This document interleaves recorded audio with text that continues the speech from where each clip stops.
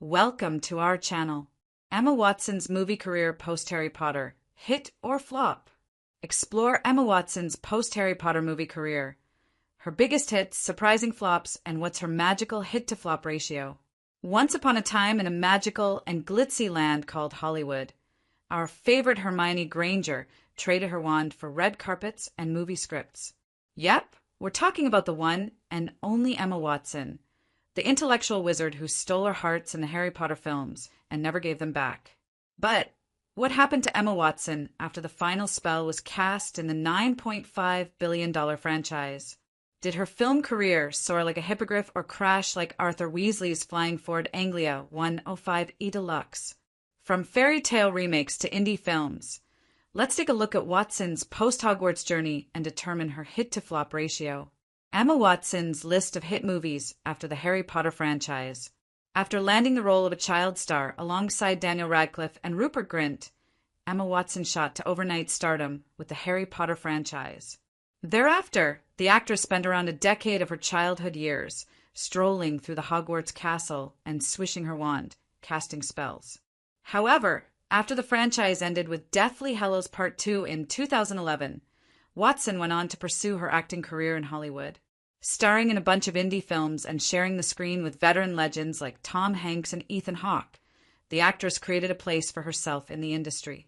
But we all know that there ain't no standalone film that could offer Watson the same level of fame and success she bagged with J.K. Rowling's book adaptations.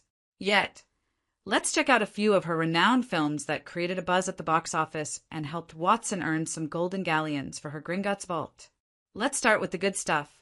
After graduating from Hogwarts, Emma Watson made some smart choices that helped her shed her Hermione image while still flexing her acting chops.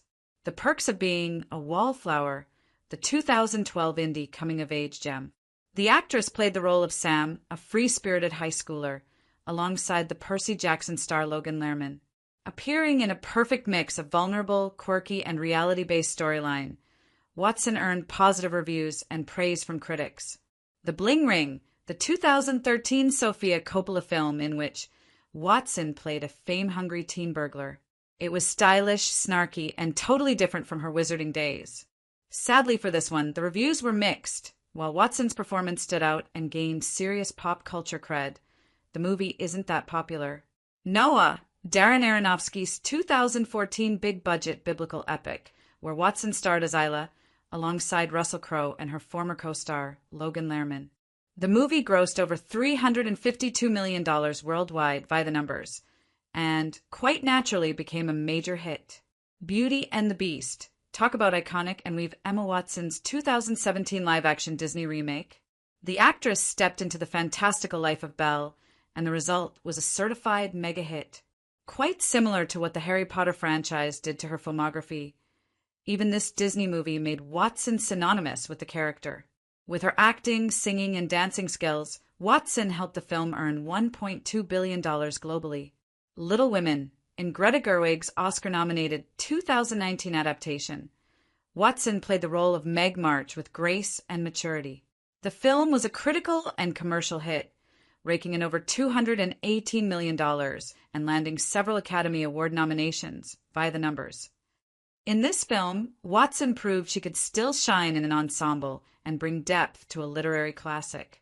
Emma Watson has her fair share of flops in Hollywood. Despite all her magical luck and sheer talent, Watson's filmography isn't devoid of a few bumps. Therefore, for every billion-dollar blockbuster, her resume holds a film that just didn't make the box office or failed to impress critics and audiences. So, look at the movies that even Hermione's enunciated Yellowhammer couldn't unlock success for. Regression, the 2015 psychological thriller co-starring Ethan Hawke, had all the ingredients for suspense, but the recipe fell flat. In the movie written and directed by Alejandro Amenabar, Watson played the role of a teenage girl who was allegedly R***ed by her father. Only this time the alleged perpetrator had no memory of his crimes. While this movie had a dark conspiracy theory plot, fans and critics slammed it as boring and convoluted. Colonia, yet another 2015 thriller starring Watson. It seems that perhaps 2015 wasn't her lucky year. This intense historical thriller set in Chile saw the actress take on a dramatic, serious role of Lena, a flight attendant who sets out on a mission to find her boyfriend after he disappeared in the midst of a Chilean military coup in 1973.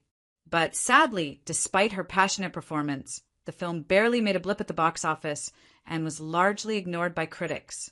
The Circle. Somehow, Watson collaborated with Hollywood legends, but her film still ended up in the gutter, after losing her box office battle alongside Ethan Hawke.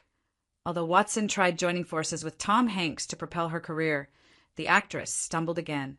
Appearing in this 2017 tech thriller about privacy and surveillance, which had huge potential, Watson's movie unfortunately collapsed at the box office. Emma Watson's hit-to-flop ratio. Did she have a successful career? Okay, now that we have all the films starring Emma Watson in titular roles, following her Harry Potter fame, let's break it down.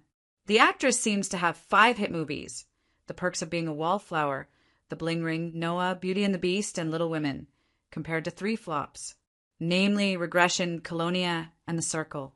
Not to mention, Watson also has a few other films like My Week with Marilyn and This Is the End, but none of those movies starred her in an integral role. So, based on the above-mentioned hit-to-flop ratio, Watson seems to stand at roughly a 2-to-1 breakdown. And that's without even counting the fact that she chose to take breaks from acting to focus on activism, gender equality, sustainability, and fashion. Not every project was gold or Felix Felicis, but the big ones hit hard. She led a billion-dollar Disney film, charmed critics in period dramas, and earned respect in the indie world, all while being a UN Women Goodwill Ambassador and launching a sustainable fashion line. That's not just successful, it's boss-level magical. So here's our final verdict. Emma Watson's post-Harry Potter career did a hippogriff soar. With sharp choices, authentic performances, and the courage to experiment, Watson ruled the Hollywood box office with her talent and became one of the highest-grossing stars. She didn't always aim for blockbusters. Watson went indie and even embraced risky projects. And the result? Total hit. 10 points to Gryffindor, and a bonus 50 for Belle's vocals.